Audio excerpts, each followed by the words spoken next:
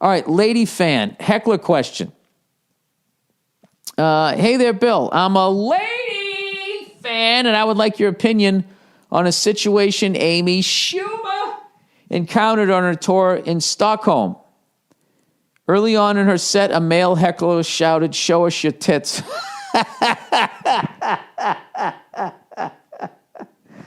Oh, that's hilarious. She heard it, had the audience point to the guy, and shut him down pretty quickly with a few jokes. All right, good for her. She also said if he yelled out again, she'd have him kicked out. Well, literally 5 seconds later, he yelled out again. Yeah, this guy's a class clown, you know. Next person who does that gets detention. And she did have him thrown out of the show. Well, it's her show. She can do what she wants. My question is, at what point would you have a heckler thrown out? Or when have you had a heckler thrown out? This is a great question. I have no problem with her controlling the vibe at her own show, especially when there were a ton of other audience members for whom the show might have been ruined if the guy kept shouting. Yeah, they came there to hear her act. You know what I mean? He got one "show me your tits." She rode with that and said, hey, you know, it's not like it doesn't sound like, you know, unless she was talking about her tits, which it doesn't sound like she was. It doesn't sound like it had any context to what she was talking about.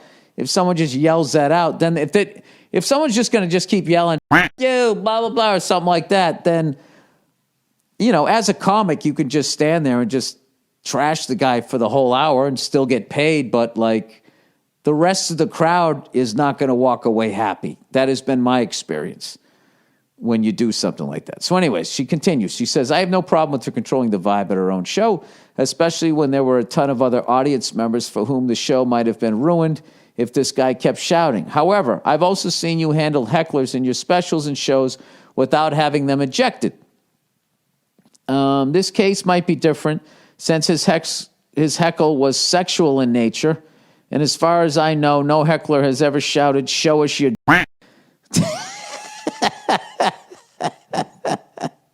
to you on stage." Oh my God, that would kill me if somebody yelled that.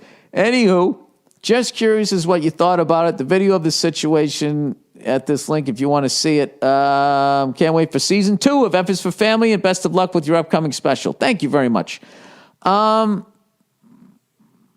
Once you're, I don't know, I think once you're at a level where you're selling tickets and it's your crowd and everything, I think you just run your show how you want to have your show run. I know that there's comics out there that say no heckling. There's other people that don't give a shit about heckling. I'm one of those people. I don't mind 90% of heckling.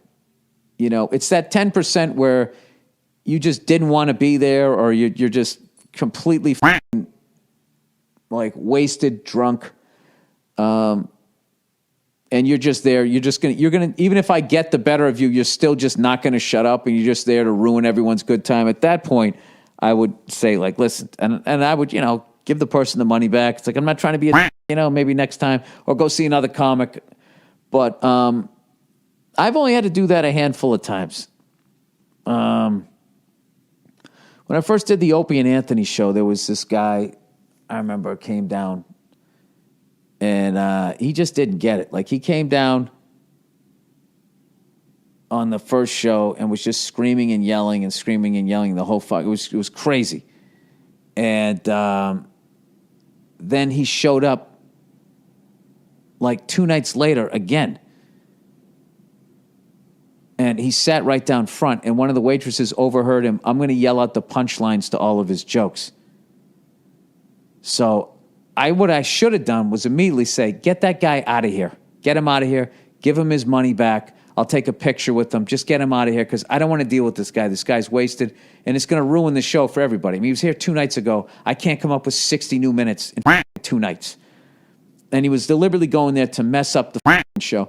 But the weird thing was he didn't go there in a malicious way. He thought it was funny, and it was one of those things that was really in the spirit of the Opie and Anthony show, but this wasn't the Opie and Anthony show. This was a stand-up comedy show. So it was an awkward thing, and I had to get him out of there, or else he was going to up for everybody, and he was beside himself. I mean, okay, you don't understand. I love you, though. You don't understand, right? So they ended up kicking him out.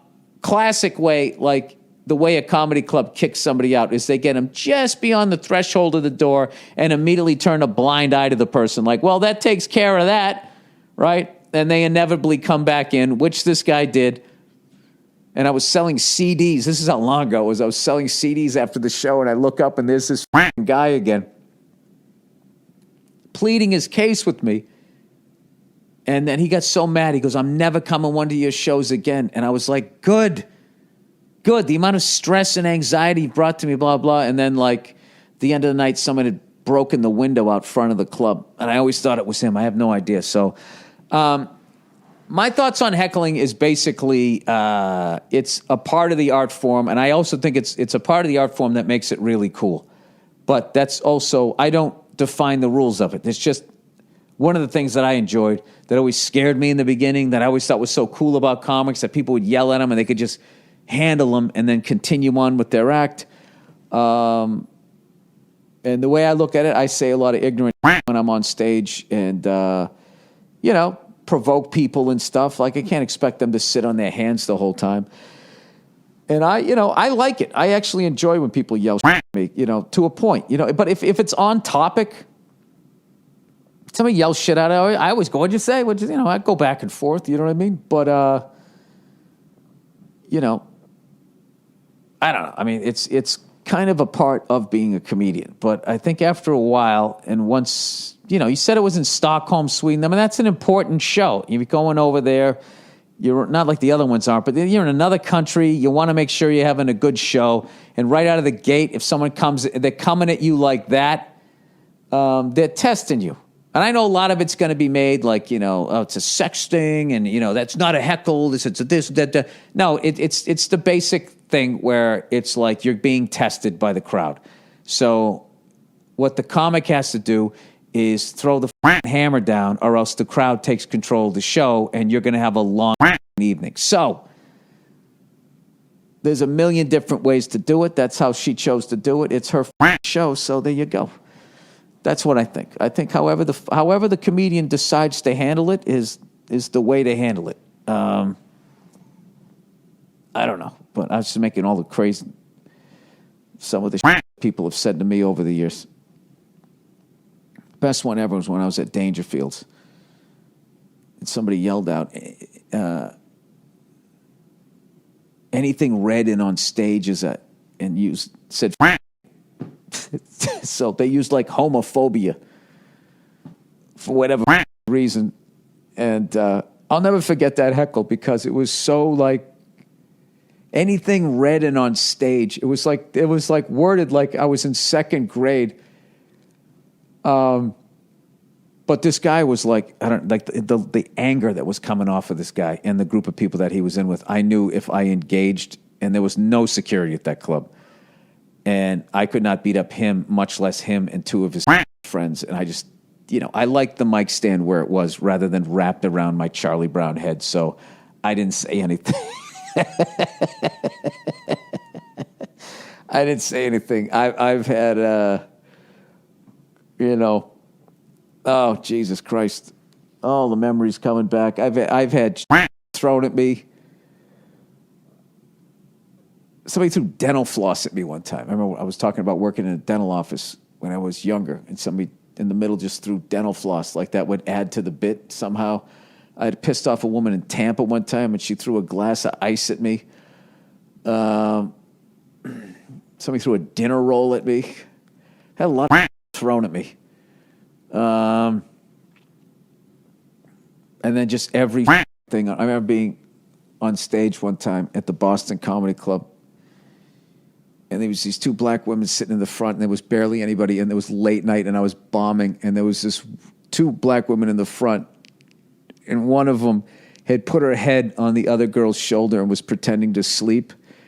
And it bothered me for about 6 years because I had a glass of water on stage with a straw.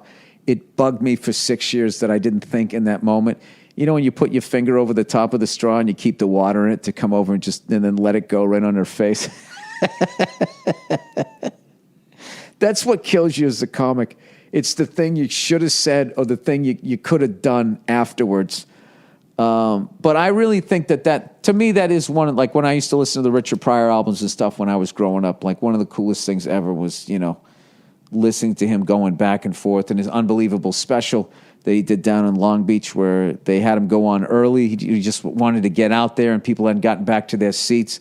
Like, I really felt like that interaction there, it was like it just put him in this zone, and he just stayed in there for like an hour and 18 minutes.